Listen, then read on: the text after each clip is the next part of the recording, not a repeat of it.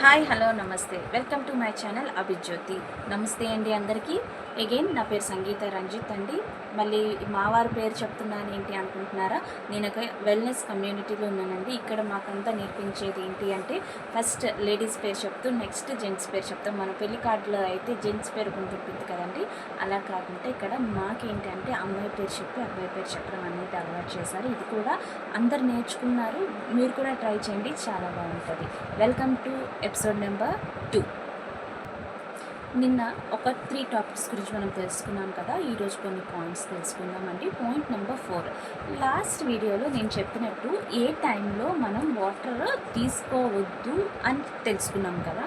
ఇప్పుడు ఏ టైంలో వాటర్ తెలుసుకుంటే బెటర్గా ఉంటుంది అనేది తెలుసుకుందాం. ఓకే, ఎర్లీ మార్నింగ్ లేచిన వెంటనే బ్రష్ చేయకముందే వాటర్ కనుక తీసుకోగలిగితే అది మనకి చాలా మంచి బెనిఫిట్స్ అనేవి ఇస్తుందండి. ఏ రకంగా అంటే ఆల్రెడీ మన నోటిలో ఉన్న లాలాజలంలో చాలా మంచి గుడ్ బ్యాక్టీరియా ఉండడం జరుగుతుందండి. మనం లేచిన వెంటనే వాటర్ తాగితే కనుక ఆ లాలాజలంలో నుంచి మనకి మంచి బ్యాక్టీరియా అనేది పొట్టలోకి చేరి మన యొక్క ఇమ్యూనిటీ పవర్ అనేది పెరుగుతుంది, బూస్టప్ అవ్వడానికి సపోర్ట్ అవుతుంది. అండ్ బాగా గుర్తుపెట్టుకోండి, ఇలా ఎప్పుడు చేస్తే బెటర్ రిజల్ట్స్ వస్తాయంటే నైట్ పడుకునే ముందు బ్రష్ చేసి పడుకుంటే మనకి ఈ రకంగా చేయడం ద్వారా మంచి రిజల్ట్స్ రావడానికి ఆస్కారం ఉంటుంది. అండ్ పాయింట్ నెంబర్ 2 ఈరోజుకి ఏంటి అంటే అదే వాటర్ని మనం ఏ రకంగా తీసుకోవాలి అంటే కనుక గోరువెచ్చని నీళ్ళు తీసుకోండి ఎర్లీ మార్నింగ్ లేచిన వెంటనే. దాని ద్వారా మీకు డైజెషన్ ఇష్యూస్ ఏవి రాకుండా అండ్ పెద్ద పేగు అనేది ఫిల్లప్ అయ్యి మీకు ఈజీగా ఎర్లీ మార్నింగే మోషన్ అవ్వడానికి సపోర్ట్ అవుతుంది. ఓకే, అండ్ మళ్ళీ బ్రష్ చేసిన తర్వాత కూడా ఇంకొంచెం వాటర్ అనేది తీసుకోవడం ద్వారా మీకు టోటల్ బాడీ పార్ట్స్ అన్నీ కూడా క్లీనప్ అవ్వడానికి బాగా సపోర్ట్ అవుతూ ఉంటుంది.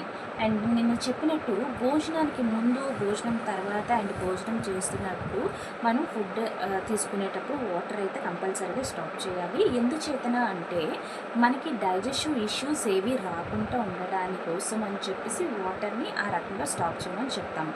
మనం భోజనం చేయడానికి ముందు గుండా మన కడుపులో కొన్ని రకాల యాసిడ్స్ అనేవి రిలీజ్ అవుతాయి, ముఖ్యంగా HCl, హైడ్రోక్లోరిక్ యాసిడ్. ఆ యాసిడ్ గాఢత అనేది చాలా ఎక్కువగా ఉంటుందండి. అది యాసిడ్ ఎలా ఉంటుందంటే బయట మన స్కిన్ మీద పడితే కనుక చాలా ఫాస్ట్గా పొక్కిపోవడం జరుగుతుంది.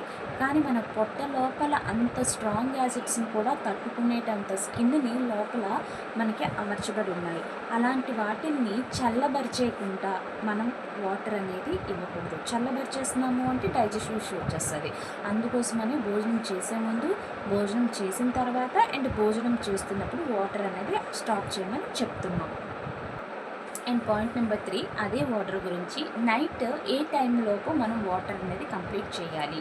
చాలామంది పడుకునేటప్పుడు బెడ్ మీద కూడా వాటర్ తాగే అలవాటు ఉంటుంది. దాని ద్వారా మనకి నిద్ర అనేది చాలా డిస్టర్బ్ అయిపోయి టాయిలెట్ కానీ లేవాల్సి వస్తుందండి.